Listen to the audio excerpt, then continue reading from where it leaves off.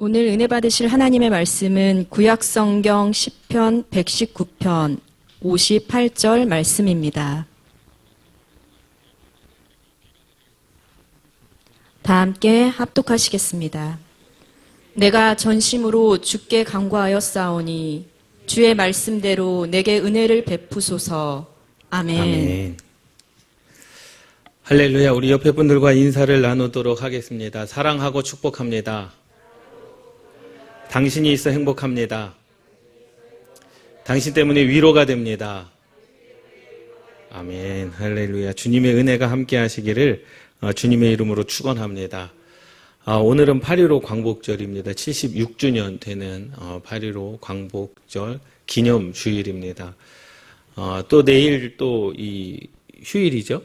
예, 임시 휴일이라 이렇게 휴가 가신 분들도 계시고, 또 일 때문에 못 오신 분들도 계시고, 또 온라인을 통해서 예배드리는 각 가정에서 예배를 드리는 분들도 계십니다. 이 모든 분들에게 하나님의 은혜가 함께 하시기를 주님의 이름으로 축원합니다. 지난 주간에 신문을 보는데 이러한 기사가 떴습니다. 올해 은행 순수익이 22조다라는 그런 경제신문의 타이틀을 보게 됐습니다. 코로나 이 어려운 이때에 은행의 순수익이 22조다. 그래서 내용을 읽어보니까 참 안타까운 소식입니다. 그 안타까움은 뭐냐면 소상공인들이 코로나로 어렵기 때문에 대출을 받은 거예요. 대출을 받아가지고 이자를 내므로 말미암아 은행 순수익이 22조가 된 거죠. 과연 이것을 어떻게 이야기를 해야 될 것인가? 경제적으로 좋아졌다라고 이야기를 해야 될 것인가? 나빠졌다라고 이야기를 해야 될 것인가? 코로나 때문에 소상공인들이 살기가 힘들어서 살려고 대출을 받았습니다. 근데 그 또 어려운 중에 또 이자를 냈어요. 근데 그 이자 순수익이 은행은 22조에 달한다. 그러니 얼마나 많이 대출을 받았겠느냐라는 거죠. 그런데 또 한편으로는 생각해보면 저와 여러분들이 그 은행 직원들이라고 하면 좋겠습니까? 안 좋겠습니까? 은행 직원이 아니라서 잘 모르시는가요? 좋겠죠. 복지도 좋아질 것이고 보너스도 더 좋아질 것이고 뭐 월급도 뭐 좋아질지 안 좋을지는 모르겠지만 어쨌든 은행이 마이너스를 기록하는 것보다 순수익이 22조다라고 하는 그 말에 얼마나 좋겠느냐라는 사실입니다. 그렇게 생각해 보면 우리가 코로나라고 어렵다라고 이야기합니다. 코로나 때문에 어렵다라고 그렇게 말을 많이 합니다.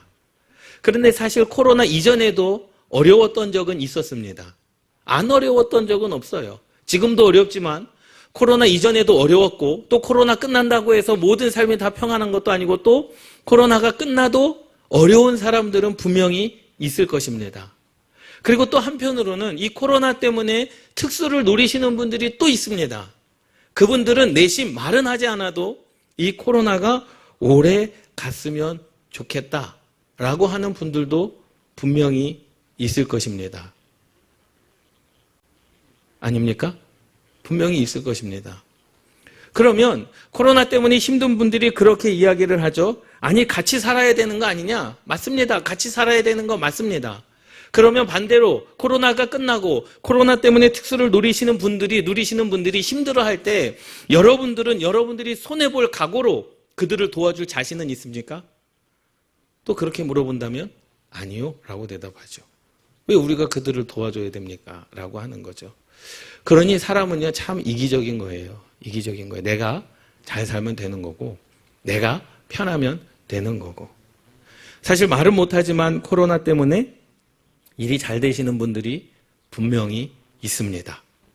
그분들은 코로나가 끝나기를 바라는 것보다도 좀 오래 갔으면 좋겠다. 내심 그러한 마음이 있을 수 있습니다. 우리는 그러한 사람들에게 너무 이기적이지 않느냐? 나쁜 사람이다. 아니요, 우리도 그렇게 말할 수가 없어요. 왜? 내가 잘 될 때 내가 손해볼 각오로 내 것을 포기할 수 있는 선택을 하지 않기 때문에 그렇습니다. 내가 잘 될 때 나만 잘 되면 되지 뭐. 안 되는 사람은 어쩔 수 없지 뭐. 그러한 마음이 우리 가운데 있기 때문에 우리는 그들을 향하여 뭐라고 반박할 수 없다라는 사실입니다.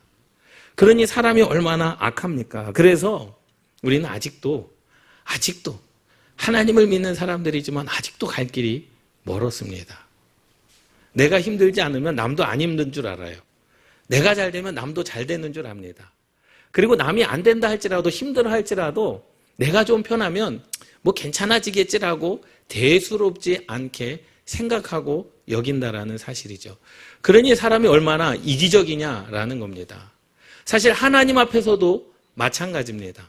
우리가 하나님 앞에 얼마나 이기적입니까? 우리는 이미 말씀의 제목이 답이 아니라 은혜가 답입니다 라는 말씀의 제목인데, 우리는 하나님께 기도하기 전에 먼저 우리는 무엇을 정해놓고 있습니까? 답을 정해놓고 있습니다. 답을 정해놓고 기도합니다. 내 문제가 이러니 이 문제를 해결해달라고 이미 답을 정해놓고 하나님께 간구하고 답을 정해놓고 하나님 앞에 강요를 합니다. 그런데요, 기도는 사람이 하지만 응답은 하나님께서 주시는 줄 믿습니다. 응답을 주실지 안 주실지를 우리가 결정하는 게 아니라는 거죠. 하나님께서 결정하는 겁니다. 그런데 우리는 하나님을 원망합니다. 왜 내 기도에 응답하지 않으십니까? 왜 내가 원하는 대로 하나님, 내 뜻대로 하나님께서 행하지 않으십니까? 라고 우리는 강요를 합니다. 그렇기 때문에 잘못된 거 아니겠습니까? 우리는 기도 응답은요, 우리가 정해놓고 받는 것이 아니에요.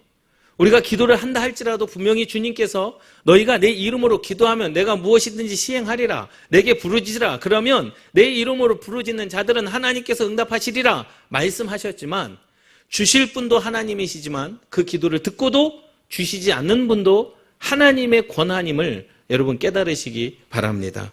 시편 119편 오늘 본문 말씀에 시편 기자가 이렇게 기도합니다. 내가 전심으로 주께 간구했다라는 거예요.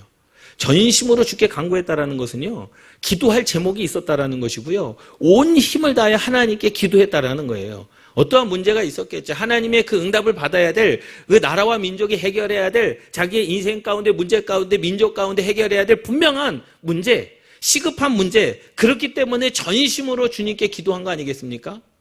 그런데 이 시편 기자는요, 하나님께 응답을 구한 게 아닙니다. 그러니 내게 이렇게 응답해 주십시오. 그러니 내게 이러한 이러한 길을 열어주시고 이러한 방법으로 해결해 주십시오 라고 하나님께 기도하는 것이 아니라 그냥 주의 말씀대로 내게 은혜를 베풀러 달라라는 사실입니다. 함께 따라 하시겠습니다. 기도는 응답을 받는 것이 아니라 은혜를 받는 것이다. 믿습니까? 결론적으로 말씀을 드리자면요, 은혜가 어떻게 임할지는 모릅니다.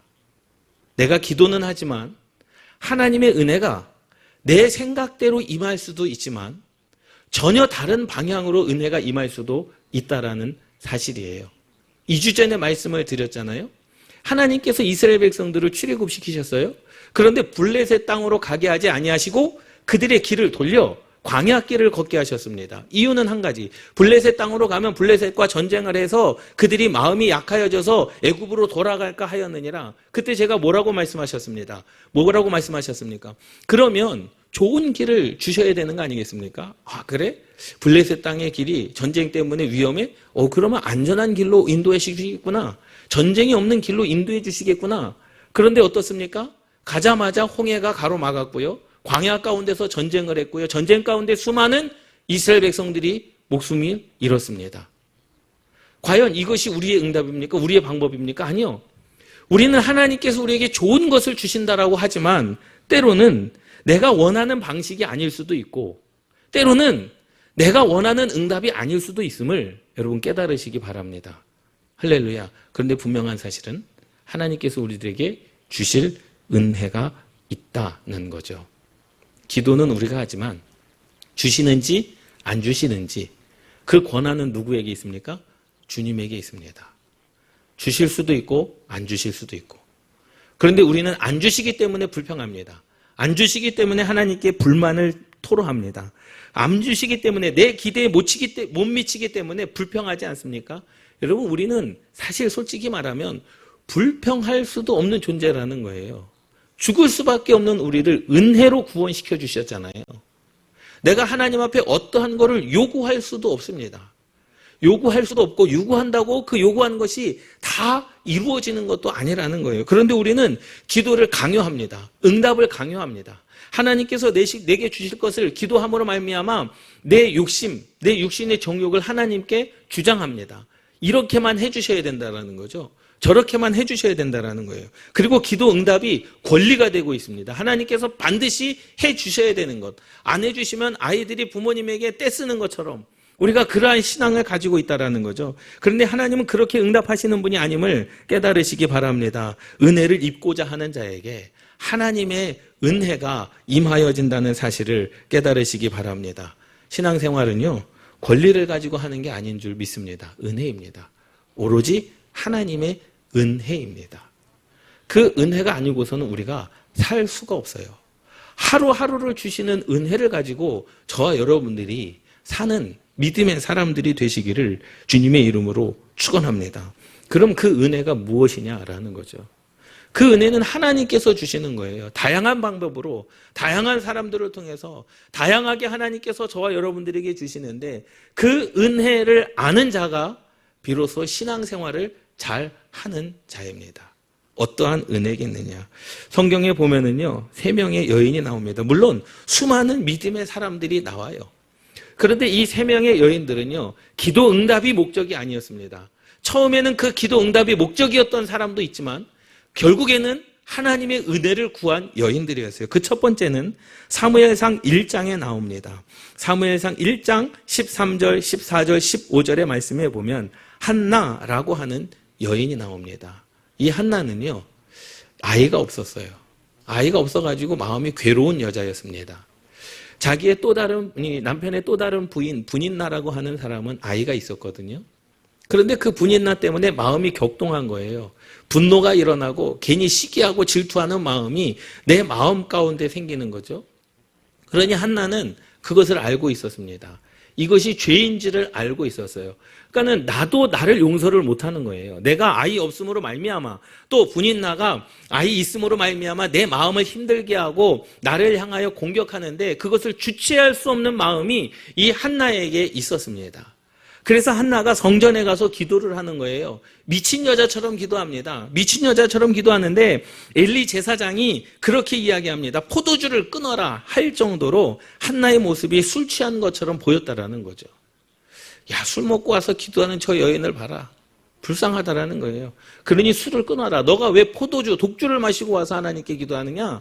독주를 끊어라. 그런데 그 여인의 말이 무슨 말입니까? 사무엘상 1장 15절 말씀에 한나가 대답하여 이르되 내 주여 그렇지 아니하니이다. 나는 마음이 슬픈 여자라 포도주나 독주를 마시는 것이 아니요 여호와 앞에 내 심정을 통한 것뿐이오니 라고 그렇게 제사장에게 이야기합니다. 이 한나가 이야기한 것은 그거예요. 내 심정을 여호와 하나님 앞에 이야기한 것뿐이라는 거예요. 그러니 한나의 기도는 하나님 내가 분인나로 말미암아 괴롭습니다. 그러니 내게 아들을 주셔야 됩니다. 내게 자녀를 주셔야 됩니다. 그 기도가 아니었다라는 거예요. 한나의 기도는 단순히 내 마음이 이렇다라는 거죠. 하나님, 내가 너무나 힘듭니다. 분인나로 말미암아 너무나 마음이 괴롭습니다. 내가 어디 가서 이야기할 데도 없는데 내가 주님 앞에 이야기합니다. 내가 누구 앞에서 정말로 부끄럽고 내 자신이 없어서 누구 앞에서 이 마음, 통회하는 마음, 이 슬픈 마음을 아랠 사람이 없기 때문에 내가 하나님 앞에 기도합니다. 그 기도는요, 한나의 기도는 하나님 반드시 아들을 주셔야 됩니다. 하나님 내게 아들이 필요합니다. 그 기도가 아니었다라는 거죠. 무엇을 구하는 기도였습니까? 하나님의 은혜를 구하는 기도였는 줄 믿습니다. 할렐루야. 하나님의 은혜를 구하는 기도였다라는 거예요. 그때 엘리 제사장이 뭐라고 대답을 합니까? 1장 16절 말씀에 그러냐? 그래. 여호와 하나님께서 내게 은혜를 주시기를 원하노라. 은혜를 주시기를 원한다 그랬어요. 아들을 주신다라고 이야기하지 않았습니다. 하나님께서 너에게 은혜를 베풀기를 원한다 라고 그렇게 엘리 제사장이 한나에게 이야기합니다. 그런데 한나가 어떻게 했습니까? 그 얼굴빛에 근심이 없었더라. 아들을 주겠다라고 하는 약속을 받은 게 아니에요. 은혜를 받았습니다. 그런데 그 마음이 평안해졌습니다. 바로 이것이 은혜입니다. 은혜라고 하는 것은요, 때로는 여전히 내 삶 가운데 문제가 해결되지 않았지만, 여전히 내 삶 가운데 아들은 없지만, 하나님께서 내게 아들을 주신다라고는 약속은 없지만, 이미 하나님께서 내 마음을 아셨고, 나를 이해하셨고, 내가 하나님 앞에 통한 것을 하나님께서 들었다라고 하는 그 마음, 그 은혜를 이 여인이 받았습니다. 그리고 뭐가 된 거예요? 위로가 된 거예요. 사람의 위로를 받지 아니하였고요, 하나님의 위로를 받으니까 아들 없음도 그것도 은혜였다라는 사실입니다. 그런데 하나님께서 그 은혜를 통하여 아들을 허락하여 주신 줄 믿습니다. 할렐루야. 그러니 응답은 어디로부터 오느냐? 은혜로부터 오는 줄 믿습니다. 주의 종을 통하여 은혜를 입었어요. 그 엘리 제사장도요, 그 한나에게 야, 너가 오늘 저녁에 아들이 분명히 있을 거야 라고 말한 게 아니에요. 그냥 하나님께서 너에게 은혜를 주시기를 원하나. 얼마나 불쌍해 보였겠습니까? 그러니 위로한 거예요. 그냥 위로한 겁니다. 힘들어하지 마. 사실 우리가 세상 사람들에게, 여러분들의 친구들이 아니면은 시장에 성도들이 와가지고 힘들어할 때 우리가 그들의 문제를 해결해 줄 수 있겠습니까? 해결해 줄 수가 없어요. 위로하는 것뿐입니다. 하나님의 은혜가 그들에게 임하기를 바라는 그 기도가 우리에게 필요한 줄 믿습니다. 저와 여러분들도 마찬가지입니다. 하나님의 은혜는요, 우리가 원하는 방법대로 우리에게 임하는 게 아닙니다. 내 생각과 전혀 다른 방향으로 하나님의 은혜가 임할 수 있습니다. 그러나 분명한 사실은 뭐냐? 함께 따라 하시겠습니다. 그 은혜를 통하여 응답하신다. 하나님은요, 그 분명한 그 은혜를 통하여 응답하시는 줄 믿습니다. 할렐루야. 하나님은요, 사람은 외모를 보거니와 주 너의 하나님은 마음의 중심을 보신다 라고 말씀하셨습니다.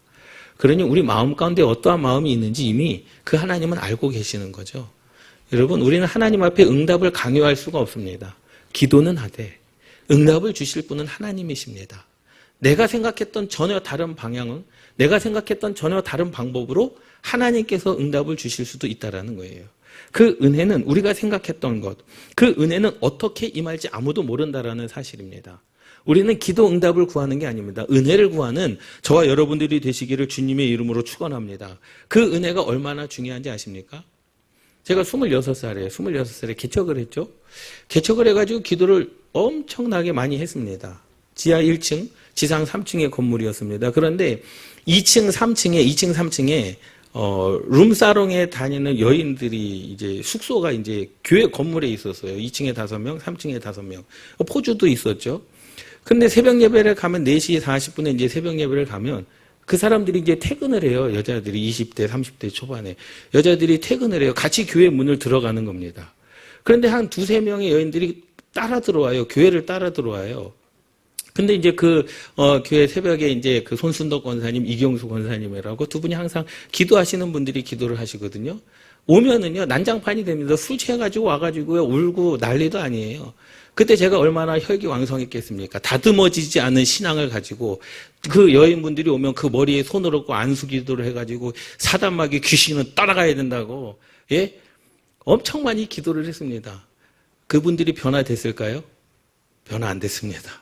저는요, 안수기도 하면은 다 변화되는 줄 알았어요. 안수기도 하면은요, 병이 다 낫는 줄 알았습니다. 그래서 권사님들한테 우리 기도해야 된다고, 이분들 안 치시라고, 우리 손 얹고 기도하자고, 예수 그리스도 이름으로 명하노니 떠나가라, 이 사단마귀 귀신은 떠나가야라. 예, 그래서 이 삶이 변화돼야 된다고.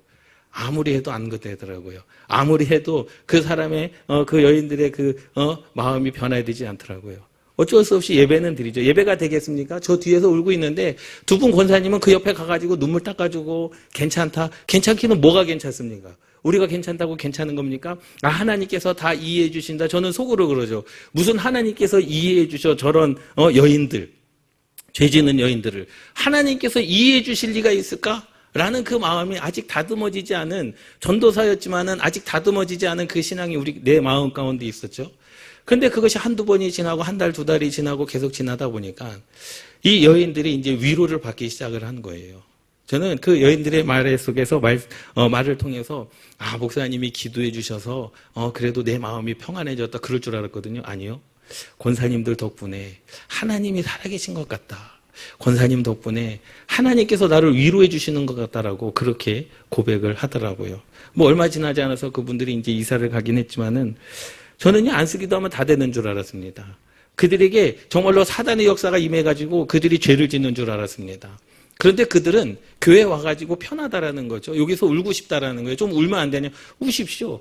그리고 막 처음에는요, 그분들하고 함께 머리에 안수하면서 기도하면서 이분들이 변화되기를 기도했는데 기도한다고 되지 않더라고요. 하나님의 방법이 있고 하나님의 은혜가 있었는 줄 믿습니다. 그 하나님의 은혜는 안수기도한 저를 통해서 그들에게 위로를 하신 것이 아니라 그 두 분의 권사님들을 통해서 꿀물을 타다주고 눈물을 닦아주고 안아주고 함께 기도해주고 함께 울어주고 그분을 통해서 그분들이 누구의 위로를 얻습니까? 주 하나님의 위로를 얻은 줄 믿습니다. 여러분, 때로는요, 우리는 나의 방법이 아닌 하나님의 방법을 통하여 은혜를 주실 때가 있는 줄 믿습니다. 바로 이 한나도 마찬가지입니다. 마음이 너무나 괴로웠습니다. 누구에게 이야기할 수도 없습니다. 자식이 없는 것이 얼마나 부끄러운 겁니까? 자식이 없는 것이 얼마나 원통함입니까? 마음의 원통함과 격동됨을 가슴치며 하나님 앞에 기도했는데 그 기도의 제목은 하나였습니다. 아들을 달라는 기도가 아니라 내 마음을 좀 알아주십시오. 내가 지금 이렇게 힘듭니다. 그때 하나님께서 엘리 제사장을 통하여 은혜를 주신 줄 믿습니다. 할렐루야. 결국 하나님께서 그 은혜를 통하여 사무엘이라고 하는 위대한 선지자를 그에게 허락해 주시지 않습니까? 여러분, 때로는 우리가 기도하는 것은 맞아요. 기도해야 됩니다. 사실 기도의 목적도 응답을 받기 위해서 아니겠습니까? 그런데 하나님은 우리의 생각, 우리의 방법대로 응답해 주시는 분이 아님을 여러분 깨달으시기 바랍니다. 우리는 너무나 많이 하나님 앞에 내 육신의 정욕으로 말미암아 구할 때가 너무나도 많습니다. 하나님의 은혜를 구하십시오. 하나님의 은혜를 구하십시오. 여러분, 하나님의 은혜를 구하십시오. 이때는요, 어려운 때에는요, 하나님의 은혜가 절실하게 필요한 때인 줄 믿습니다. 여러분들이 마음이 힘들고 여러분들의 삶이 힘들고 생활이 힘들 때 그 하나님께서 우리에게 주시는 그 은혜를 통하여 하나님께서는 반드시 응답하여 주실 것을 믿습니다. 한나의 기도는 심정을 토로하는 것뿐이었습니다. 내 마음이 이렇습니다. 내가 주께 간절히 간구하여 싸우니 주의 말씀대로 내게 은혜를 베풀어 주옵소서. 그 기도는 무슨 기도겠습니까? 내가 생각대로 응답해 주지 않으시더라도 내 방법대로 하나님께서 일하지 않으시더라도 그 상황 가운데 내 믿음이 흔들리지 아니하도록 그 상황 가운데 내 신앙이 흔들리지 아니하도록 내 마음을 붙잡아 주시옵소서. 여러분, 그 기도가 저와 여러분들의 기도가 되기를 주님의 이름으로 축원합니다. 두 번째는 마가복음 5장에 나옵니다. 혈류증 여인처럼 옷에 손을 대어도 나으리라 하는 믿음이 있었어요. 여러분, 생각해 보세요. 12년 동안 똑같은 질병이 계속됐습니다. 여러분, 김병에 효자 없다는 말이 있지 않습니까? 또 한번 생각해 볼까요? 12년 동안, 지금 코로나 때문에 2년 동안 힘들었는데 앞으로 10년 동안 더 길어질 것이다 라고 한다면 여러분, 마음이 어떻겠습니까? 좌절 아니겠습니까? 절망 아니겠습니까? 앞으로 10년 동안 코로나가 끝나지 않을 것이다. 이것은 완전히 말 그대로 저주입니다. 저주. 이 여인, 마가복음 5장에 나온 이 혈류증의 여인은요, 12년 동안 똑같은 질병이 계속적으로 반복되어졌습니다. 영원히 해결되지 못할 그런 문제, 힘들고 괴로운 문제를 안고 있었다라는 거죠. 그런데 이 여인은 누구에게 은혜를 구합니까? 예수님에게 은혜를 구합니다. 예수님을 향하여 부르짖지도 않았습니다. 예수님, 나 좀 한번 돌아보십시오. 내 문제가 이렇습니다. 내 문제를 해결하여 주십시오. 그렇게 기도하지도 않았습니다. 그냥 하나님의 은혜를 구한 겁니다. 예수님의 옷자락만 잡아도 내가 나을 것이다라고 하는 그 은혜, 그 주님에 대한 은혜의 사모함이 그 마음 가운데 있는 줄 믿습니다. 할렐루야. 어떤 분들은요, 교회에 오면요, 하염없이 눈물을 흘리죠. 그것이 뭐예요? 그분에게 은혜가 임한 거예요. 아무 말 하지 않아도, 아무 기도에 부르짖음이 없어도, 그냥 찬양의 소리만 들러도 눈물이 흐르고, 교회 예배당에만 앉아 있어도 눈물이 흐르는 그 이유는 내 문제가 해결됐기 때문이 아니라 하나님의 거룩한 임재하심을 경험했기 때문임을 믿습니다. 할렐루야. 똑같이 반복되어지는 그 문제, 12년 동안 고치려고 했지만 고통과 괴로움만 더 심해졌습니다. 포기하고 싶을 때가 한두 번이 아니었겠죠. 그런데 예수님에 대한 소문을 듣습니다. 그리고 다시 한번 자기 자신을 포기하지 않고 예수님에게로 나아갑니다.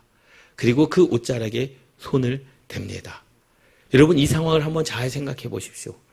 이 혈루증 앓는 여인은 예수님에게 응답을 요구하지 않았습니다. 주님, 내가 12년 동안 혈루증을 앓았습니다. 고쳐주셔야 됩니다. 그렇게 말하지도 않았습니다. 예수님도 그 12년 동안 혈루증에 앓은 이 여인이 있었는지 없었는지도 모르고 계셨습니다. 그리고 그 순간에 제자들이 이야기합니다. 누가 내 옷자락을 잡았다, 내 능력이 나갔다. 예수님의 그 말씀에 제자들은 그렇게 이야기했습니다. 주님, 이 수많은 사람들이 예수님의 옷자락을 뭐 한두 사람이 만졌겠습니까? 이 수많은 사람들 중에 누구를 찾아내라는 말씀입니까? 여러분, 많은 사람들도 예수님의 옷자락을 만졌고 스쳐 지나갔고 예수님과 눈도 마주쳤을 것입니다. 그런데 능력이 나간 사람은 바로 12년 동안 혈루증 앓고 있던 여인이었다라는 거죠. 그 예수님과 그 12년 동안 혈루증 앓을 여인의 대화가 있었습니까? 대화가 없었습니다. 요구가 있었습니까? 요구가 없었습니다. 예수님께서 그에게 안수하셨습니까? 안수하지도 않으셨습니다. 예수님은 그 여인이 있는지도 없는지도 모르셨을 것입니다. 그런데 믿음을 통하여 은혜가 임한 줄 믿습니다. 할렐루야, 할렐루야. 여러분, 그러한 믿음을 통하여 여호와 하나님의 은혜가 여러분들에게 임하시기를 주님의 이름으로 축원합니다. 하나님의 계획 가운데, 참 안타까운 이야기일 수도 있지만 하나님의 계획 가운데 저와 여러분들이 없을 수 있어요.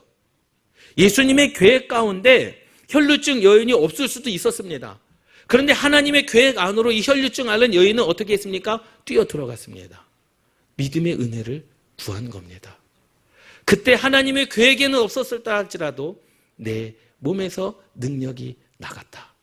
그리고 그 여인을 향하여 뭐라고 주님께서 말씀하십니까? 내 믿음이 너를 구원하였다라는 거죠. 그리고 뭐라고 말씀하십니까? 내가 너를 고쳐줬다라고 말씀하시지 않으셨습니다. 평안히 가라라는 거예요. 평안히 가라. 이것이 은혜입니다. 할렐루야. 함께 따라 하시겠습니다. 기도응답은 은혜를 통해서 이루어진다. 믿습니까? 여러분, 하나님의 은혜를 구하시기 바랍니다. 기도응답은 은혜를 통해서 이루어지는 거예요. 아무리 내가 내 문제를 가지고 발버둥 친다 할지라도 하나님의 은혜가 임하지 않으면 응답이 없습니다. 하나님의 은혜가 임하지 않으면 삶의 변화가 없습니다. 하나님께서 여러분들에게 문제를 해결해 주신다고 내 마음 가운데 평안이 있을까요? 아니요. 평안히 가라. 이 말이 진정 내 삶 가운데 평안인 줄 믿습니다. 할렐루야. 여러분, 아이들도 마찬가지입니다. 아이들이 캄캄한 밤에 혼자 길을 걸어가요. 그런데 마음이 얼마나 불안합니까? 예? 그런데 부모가 함께 가죠? 그럼 마음이 평안해요. 그 마음이 평안한다고 해서 낮이 된 겁니까? 아니요. 여전히 밤입니다. 여전히 밤인데 부모가 내 옆에 있기 때문에 평안한 거예요. 여전히 캄캄한 밤이고 여전히 무서운 골목길인데 내 마음이 평안한 이유는 환경이 바뀌었기 때문이 아니라 내 옆에 지금 누가 계시기 때문에, 주님이 계시기 때문에, 아버지가 계시기 때문에 평안한 겁니다. 바로 믿음의 사람들의 은혜는 그거였습니다. 내 삶의 문제가 해결됐기 때문에 하나님을 더 잘 믿었던 게 아닙니다. 내 삶의 문제를 해결하려고 기도하는 것이 아닙니다. 한나의 기도도 그냥 내 마음을 토로한 것뿐입니다. 내 격동하는 이 마음, 내 슬픈 마음을 얘기할 데가 없어서 내가 하나님께 기도하는 것뿐입니다. 그런데 은혜를 주셨습니다. 이 혈루증 앓는 여인도 마찬가지입니다. 12년 동안 헤매 다녔지만 문제 해결이 되지 않았습니다. 예수님의 한마디, 평안히 가라. 그 말 한마디가 이 여인을 위로하였다라는 거죠. 그런데 그 즉시로 혈루증이 그쳤더라. 할렐루야. 여러분, 문제 해결은요, 하나님의 은혜로부터 오는 줄 믿습니다. 그렇기 때문에 우리는 어떻게 해야 됩니까? 주님께 나아가는 믿음이 있어야 됩니다. 신명기 30장 14절 말씀에 보면 오직 말씀이, 신명기 30장 14절 말씀입니다. 오직 말씀이 내게 매우 가까워서 내 입에 있으며 내 마음이 있은즉 너가 이를 행할 수 있느니라. 행함이 없는 믿음은요, 죽은 믿음이다 라고 야고보서에 말씀하고 있어요. 그럼 왜 우리가 행할 수 없습니까? 그 하나님의 말씀이 마음에 없기 때문입니다. 왜 행할 수 없습니까? 그 하나님의 말씀이 내 입에 없기 때문입니다. 그래서 하나님께서는 신명기 말씀을 통하여 여호와 하나님의 말씀을 주야로 묵상해라. 주야로 묵상해라. 하나님의 말씀을 늘 선포하라. 하나님의 말씀을 늘 입에 달고 살아라 라고 말씀하시는 이유가 하나님의 말씀이 너희들에게 가까이 있다. 그러니 하나님의 말씀이 내 입에 있고 하나님의 말씀이 내 마음에 있으면 하나님의 말씀대로 행하는 것은 쉽다라는 사실입니다. 하나님의 말씀대로 행하지 않는 이유는 하나님의 살아계신 말씀이 내 마음에 없고 내 입술에 없기 때문에 우리가 그대로 살아갈 수가 없다라는 거죠. 그런데 이 혈류증 앓는 여인은 어땠습니까? 그냥 믿음대로 행하였다라는 거예요. 믿음대로 그냥 주님의 옷을 만졌습니다. 주님께 어떠한 요구도 없었습니다. 주님과의 어떠한 대화도 없었습니다. 그냥 믿음으로 말미암아 은혜를 구한 겁니다. 내가 저 옷자락에만 손을 대도 내 12년 동안의 이 병이 나을 것 같은 그 은혜를 하나님께 구한 겁니다. 그 주님께서 내 능력이 나갔다라는 거죠. 여인아, 이제 걱정하지 말아라. 여인아, 12년 동안에 너가 앓고 있었던 그 병으로 걱정하지 말아라. 그리고 평안히 가라는 겁니다. 그 여인에게 준 것은요, 병고침이 아니라 평안인 줄 믿습니다. 은혜인 줄 믿습니다. 그랬더니 그 즉시로 혈류증이 낫게 되는 은혜가 그에게 임한 줄 믿습니다. 할렐루야. 여러분 생각해 보세요. 우리의 삶도 마찬가지입니다. 우리가 하나님께 응답만을 바라요. 하나님께 내 방식대로 하나님께서 해주셔야 되는 겁니다. 내 요구대로 하나님께서 응답해 주셔야 되는 겁니다. 그러나 이 믿음의 사람들은 하나님의 무엇을 구했습니까? 은혜를 구했습니다. 마지막으로 마태복음 15장에 보면 귀신 들린 딸 가나안 여인이 예수님에게 나옵니다. 내 딸이 지금 귀신 들렸습니다. 좀 고쳐주십시오. 고쳐주시면 안 되겠습니까? 예수님의 말은 그거였습니다. 야, 주인의 그 밥상에서 그 떡을 던져 개들에게 주는 것이 마땅하냐? 자녀들에게 줄 떡을 개들에게 던져주는 것이 마땅하냐라는 거예요. 그런데 보세요. 이 마태복음 15장의 말씀에 이 여인의 기도가 바뀌어집니다. 누구의 문제로 왔어요? 자기 딸의 문제를 놓고 왔어요. 귀신 들릴 딸을 고쳐달라는 거예요. 그것이 목적이었습니다. 그런데 그 주님의 말 한마디에 자녀들의 상에서 떡을 받아가지고 떡을 개들에게 던져주는 것이 마땅하냐? 그 말을 듣고 이 여인의 기도가 바뀌어집니다. 주님, 맞습니다. 그 말이 맞습니다. 그러나 개들도 주인의 상에서 떨어지는 부스러기를 먹나이다. 이 여인의 기도가 어떻게 바뀌었습니까? 그 부스러기 은혜라도 내게 주시옵소서라는 거예요. 처음에는 기도의 제목이 자기 딸을 고침을 받는 거였어요. 그런데 예수님의 그 말을 듣고 그 기도의 제목이 바뀌어졌습니다. 나는 그 부스러기 은혜라도 받기를 원합니다. 할렐루야. 우리의 기도가 그래야 되는 줄 믿습니다. 우리는 너무나 욕심이 많아요. 정욕이 많습니다. 내 뜻대로 되지 않으면 불평합니다. 내 방법대로 되지 않으면 하나님을 원망합니다. 또 하나님께서 응답도 내 생각대로 해주셔야 되는 겁니다. 아니요. 하나님은 그러한 분이 아님을 믿습니다. 우리가 그렇게 주장할 수도 없습니다. 하나님 이렇게 해주십시오 주장할 수도 없습니다. 우리는 하나님의 은혜를 구하는 자들인 줄 믿습니다. 그 하나님의 은혜는 때로는 내 생각과 내 방법과 내 때와 내 그 요구와 전혀 다른 방향으로 흘러갈 수도 있음을 깨달으시기 바랍니다. 그런데 분명한 사실은 그렇다 할지라도 함께 따라 하시겠습니다. 은혜를 통하여 역사하신다. 믿습니까? 이 마지막 이 세 번째 여인, 마태복음 15장에 귀신 들린 딸을 고치고자 원했던 이 가나안의 여인은요, 뭐 하셨습니까?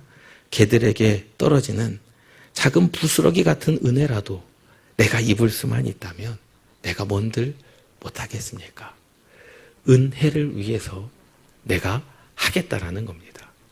하나님께서 주시는 부스러기 은혜라도 있다라고 한다면 나는 뭐가 되겠다? 개가 되겠습니다라는 거예요. 얼마나 큰 결단입니까?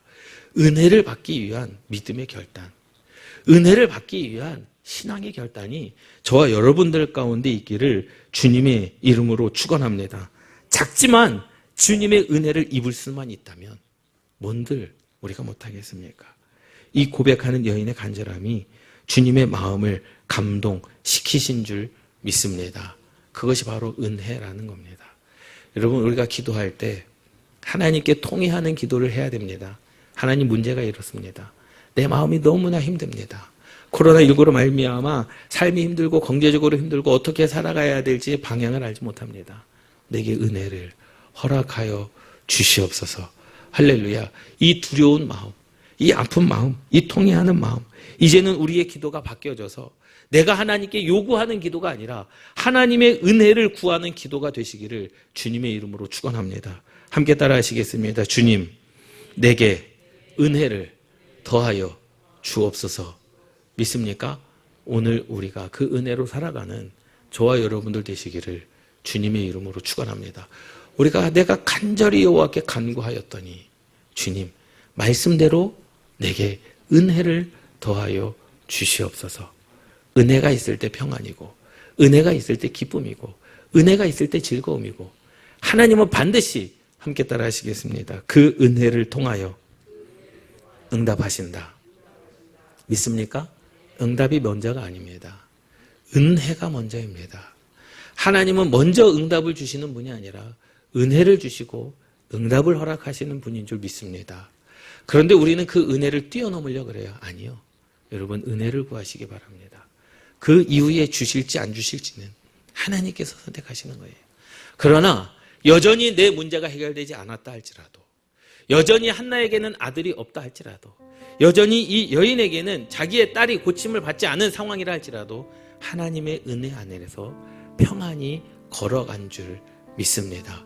우리는 이 시대 저와 여러분들이 이러한 은혜 가운데 사는 저와 여러분들이 되시기를 주님의 이름으로 축원합니다. 기도하시겠습니다.